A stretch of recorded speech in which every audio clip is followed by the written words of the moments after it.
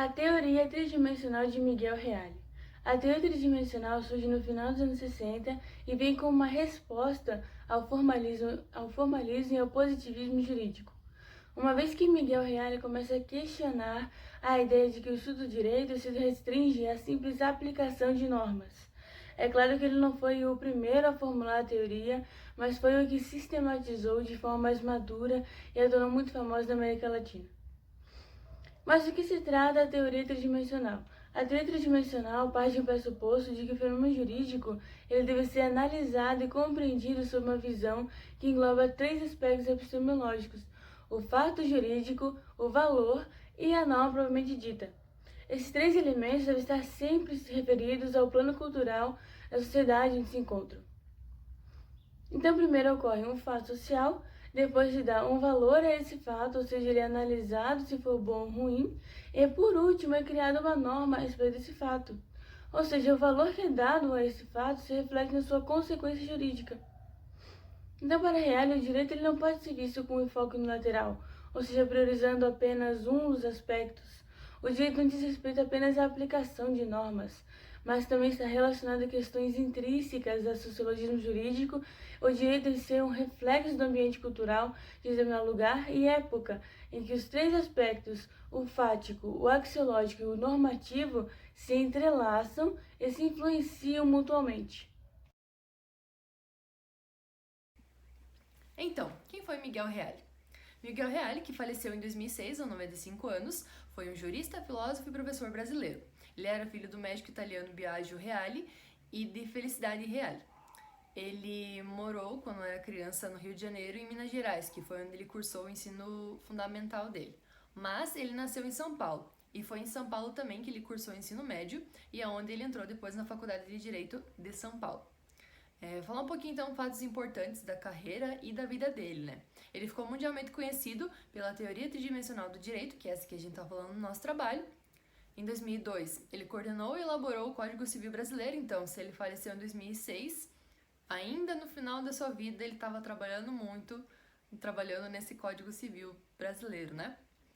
E ele também ocupou a 14ª cadeira da Brasileira de Letras.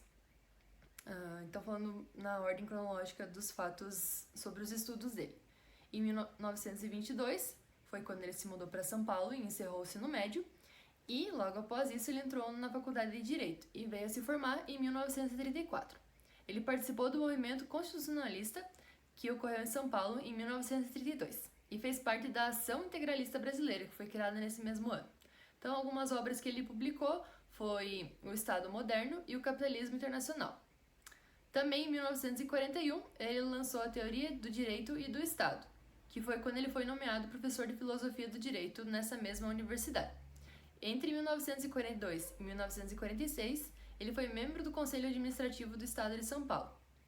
Em 1947, ele foi nomeado secretário da Justiça do Estado. Então, cada vez mais ele foi crescendo no meio do direito, né? Na época, ele criou a primeira assessoria técnico-legislativa do Brasil, para racionalizar os serviços legislativos.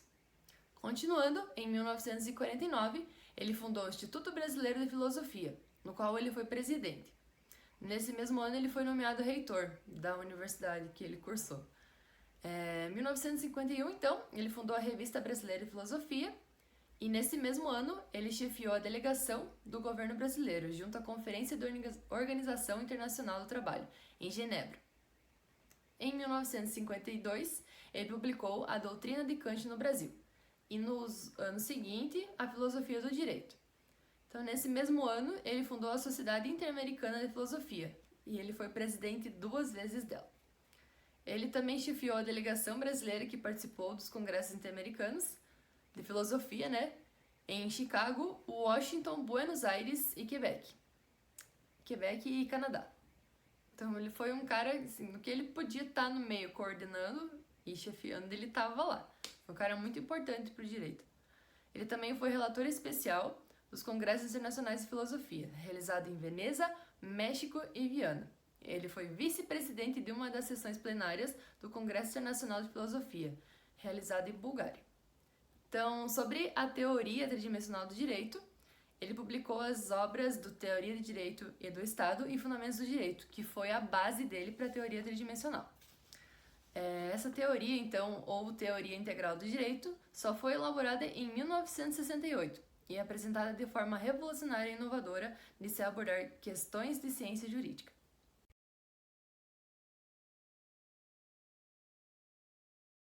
Direitos, para além do sentido jurídico da palavra, são constituídos de valores e prerrogativas que são muito necessários para a elaboração de uma sociedade organizada. Pensando assim, eu vou citar alguns direitos que valiam outra hora, então antigamente valiam e que hoje em dia já não valem mais. Um exemplo clássico disso é o direito que o homem tinha sobre a mulher, que hoje já não é dessa forma, né? Mas, por exemplo, no Código Civil de 1916, o homem ele tinha tanto poder sobre a mulher que esta era considerada relativamente incapaz. Além disso, tinha o artigo 233 desse código, que determinava o direito do homem, por exemplo, de autorizar a profissão da mulher e de regulamentar onde ela habitaria, se não sob o teto conjugal. Então, ele tinha o pátrio poder, né, sobre a relação da família. Além disso, já na primeira Constituição brasileira, o voto era proibido às mulheres, aos criados, aos escravos e aos homens que não possuíssem uma renda maior de 100 mil réis, aproximadamente 12.300 reais. A própria Carta Magna, no Brasil Império, ela constitucionalizava a escravidão. Não de forma direta, claro, por ser uma carta liberal, não podia defender a escravidão.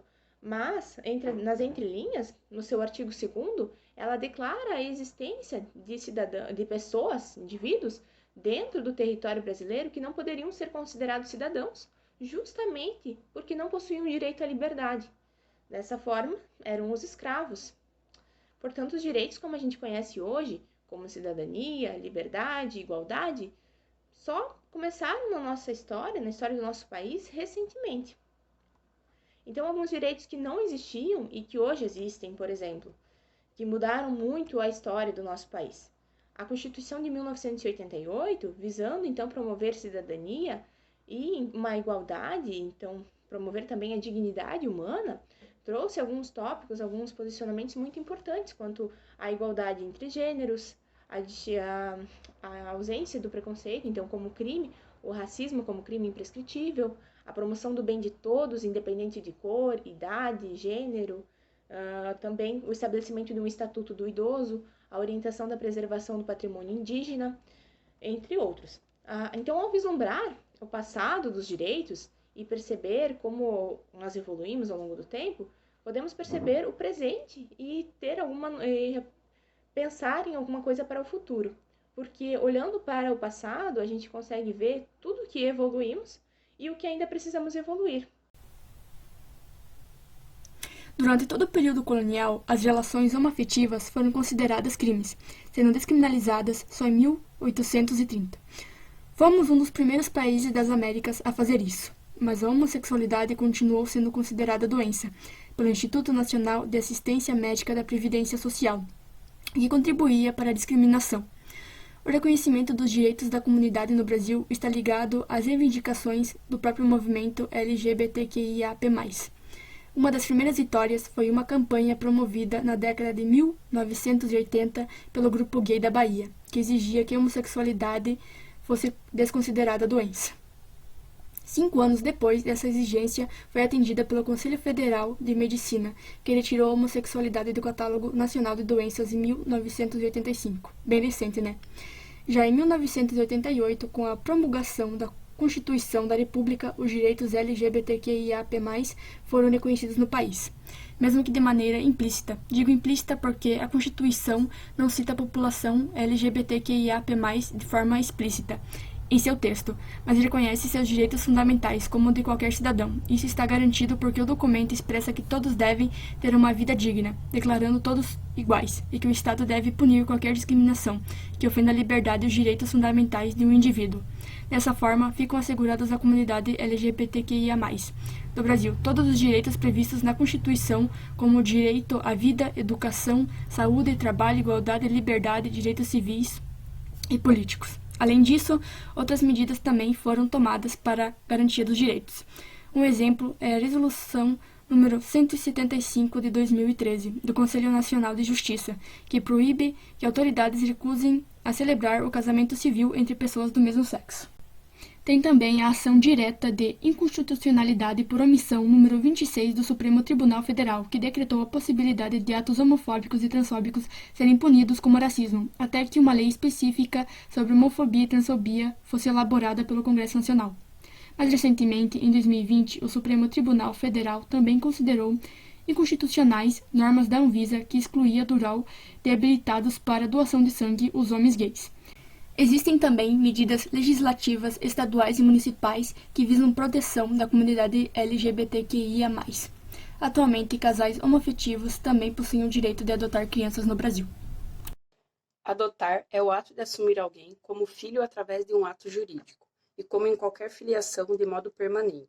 É atribuir a condição de filho a alguém de origem e história muito diferente. Requer grande investimento afetivo e capacidade de compreensão e acolhimento.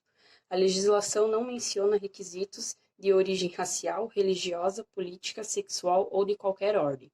Pelo contrário, a Constituição Federal, por sua vez, abomina qualquer tipo de preconceito, aduzindo em cláusula pétrea, artigo 5º, que todos são iguais perante a lei, sem distinção de qualquer natureza. Não existe nenhuma proibição sobre a possibilidade de casais homoafetivos adotarem uma criança.